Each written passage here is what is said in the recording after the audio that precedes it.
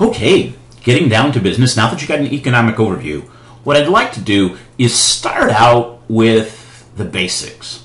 And the first thing that when you start thinking about it, your greatest asset today is your ability to generate future income, to work and to generate cash.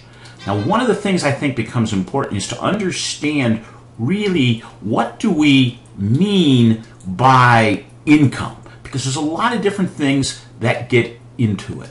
So let's start with this concept of compensation, total compensation. The first thing is salaries. This is what you get paid on a periodic basis. It's oftentimes expressed as a dollar, what your annualized salary is.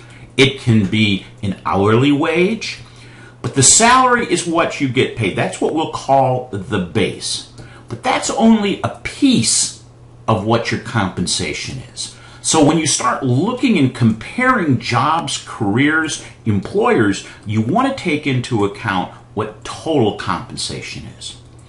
You also have variable compensation. Variable compensation may be a commission-based program that's based on how much you sell. It can be an incentive-based system such that if you exceed your goals, say your goals are, you set a goal and it becomes 100, you achieve 120% of it, you could get more. The variable compensation can be as if you achieve certain milestones. If you're an accounting major and you want to be a CPA, you may get a bonus or a payment based on obtaining that, a master's degree, a certification, any other things that they give you as a bonus. Then the company may actually share profits with you.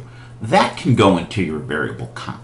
So this number can sometimes be a lot or it can be a little. So a lot of folks got to look at, depending on what career you're going in, is these two combined. Okay? Then what a lot of employers have, or most bigger employers do, are have 401k plans. These are retirement plans that are set up for you as an individual, and they produce, they match that. They give you money as a percentage of your salary. So the matching piece becomes valuable. So if they match 1%, that's not as good as somebody who matches 5%. So you got to take a look at that. Then there's health insurance. Now right now, most everybody here is covered by their parents' health care. So you don't have to worry about that until you're 26. But that's going to come. So you want to understand what the health insurance is, because the percentage of what employers will pay of it becomes an important thing, as well as what programs are available to you. We'll look more at that as we go forward. There is other benefits: time off, tuition reimbursement, continuing education, daycare, cell phone, etc. So when you look at compensation, you want to look at the sum of all of these things, and that's your total comp. So when you're comparing different jobs, you want to be able to compare the different options that you have. And in some professions, these benefits accrue with time and are different by position. So when we keep looking at this, this becomes an important thing. But the first thing is that you might want to find out where are the resources for what jobs are. I mean, you're going to hold jobs that have not yet been invented. And there is thousands of jobs out there. So what I think is very useful is if you go to right here, this Occupational Outlook Handbook, and look at it, that will give you a really good sense of what the outlook is. What's the probability of growth in these areas? So you can focus your career on those occupations that have the greatest growth potential, that meet your needs, and pay what you need to. There's USA Jobs, Robert Half and Hiring Outlook, which is a very good one. Wall Street Journal Careers has tons of stuff. There's salaries.com, which is more based on specific things. We're going to take a look at that in a moment. Professional associations, thousands of places, company websites. So the first thing what I'd suggest is what you do next. The slide deck that I'm using now is posted, so you can go look at that. But take a look at this occupational outlook. Look at some of the different jobs. Look beyond what you're going to do. Okay? Now, let's take a quick look at salary information from www.salary.com. And I'm going to bring this up, and I'm going to walk you through it to keep you going. Okay, let's take a look. Here's the website that I went to. One thing you need to know, this is really a cool website. Gives you a lot of information. Some of it is how you use it. It is also the slowest website that I have been on in a long time. So what you might see is a little bit of gaps here and there as I try to cut them out. But let's take it. So you come to this page here, and it's search U.S. salaries. But what I'd like to do is go to Browse U.S. And if you go to a category, we can click on them. And let's just pick accounting, one because that's one that I know. And it comes up with a whole list of jobs that accountants can hold. Okay? And there's 8 pages of different jobs. So when you're looking at yours, try to dig in a little bit deeper. But let's just take one that, say you're an actuary. This is the entry-level actuary. This information is available for hundreds of jobs, thousands of jobs. You just need to take a look at it. So when I click with actuary, what comes up is we can see right here that this is a national report. It tells you what the job is, what the person does. But here you can see what the median salary is, $65,000, and you can see that it ranges from 47 to 80.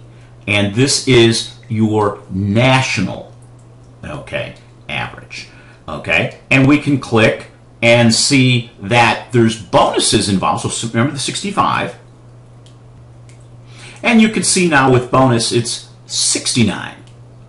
Okay, and if we click then on benefit, we can see that here's the core compensation, base salary plus bonuses, and they've put values to all of these benefits that we've talked about. Social Security, 401k, 403b, and the only difference between a 401k and a 401k, 401k is for private industries, 403 are for government agencies. Disability insurance, health care, pension, time off, and it gets you a total compensation. But you can actually see it here in the graph. And as you can click, you can see obviously base salary is 67, but look at that, there's still a lot of other pay that's involved there. They then go through, there's different jobs available that may need these skills. Can click, give you similar jobs, statistics. Let's just take a look at that.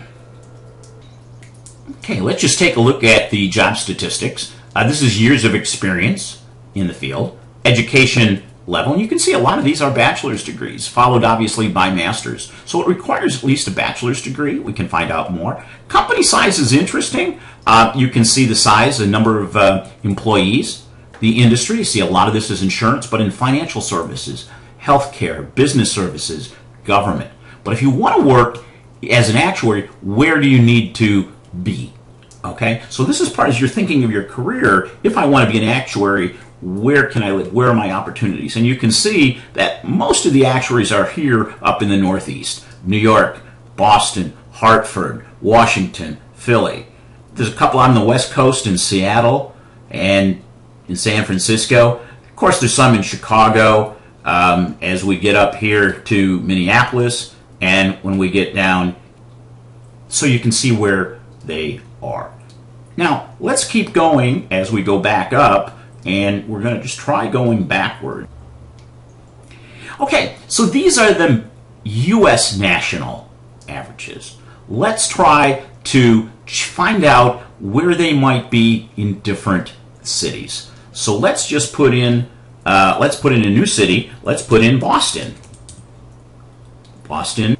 You can see it's more than the national average, reflecting that it's a higher cost of living in Boston. When we look at benefits and we look at this total compensation package, we can see that It's about $105,000 all in. So now let's come back here, and you could check then in Rochester. In Rochester, it's $64,530, so very close to the national average. So we can see that. Now let's go to this benefits thing. I want to show you one more thing you can use this for. And there's hundreds of jobs. You just need to pick the ones in your field. In Rochester, the value is $96,000. So if you haven't guessed, actuarial science is a very in demand, very profitable job. Many others here. But let's just see what happens when you get to be an... Okay, so now we have Rochester, New York. Here's the meeting for Actuary 1. What happens when... Let's change it and see how your career is going to develop if you're an actuary. So now we have... This is the Actuary 1. $64,530 is the median. Let's change that to Actuary 2 and see what it looks like. And as you can see, that is an Actuary 2, you're making more money. So this is how you're going to determine what it's going to be like after 5 years. So let's go back now to take a look at what I'm going to ask you to do next for your application project number 1. Barely into it, and I'm ready to give you an assignment. Well, that's summer school. We just keep moving as fast as we can.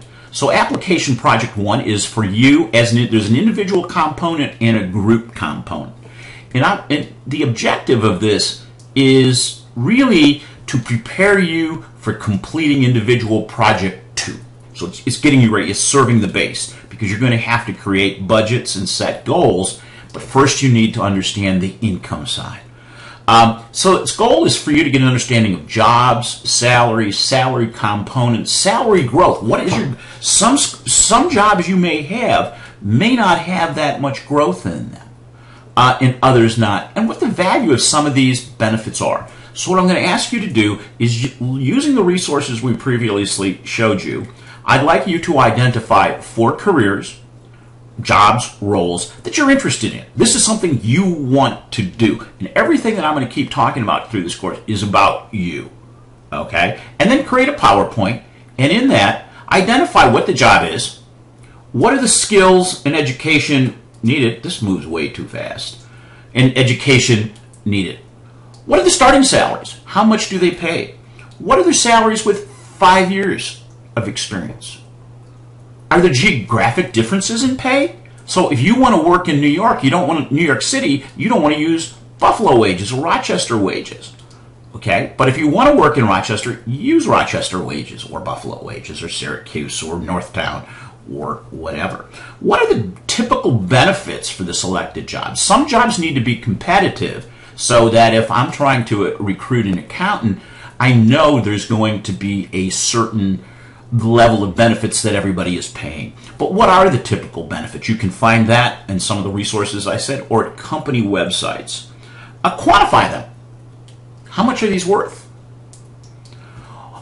What's total compensation? And then what are the advantages and disadvantages of each job? So that's the bullets that you're going to have. And I'd ask you to do 4. I think you're going to find it's going to move fairly quickly, but I think it's also going to help you. You just might think, I want to be a CPA. That's great, but what are the other opportunities? Okay, if I want to be a social worker, what are my opportunities? What does that really mean? If I want to be in counseling, what does that mean? So some of this is for you to do some exploring. This should be posted in your individual application folder, and it should be posted no later than May 29th. If you post it earlier, that's great, and it's worth 8 points. Okay, so what I'd like you to do is to do that. That's the first component. Then there's the group component. And this is worth 5 points. And between May 29th and June 6th, what I'd like you to do is review each individual's career and comp presentation. There's not that many of us, so it'll go really fast. But the goal is to really expose you to many different careers and what the compensation is, so that you can compare yours, but also to understand what that broad market is out there.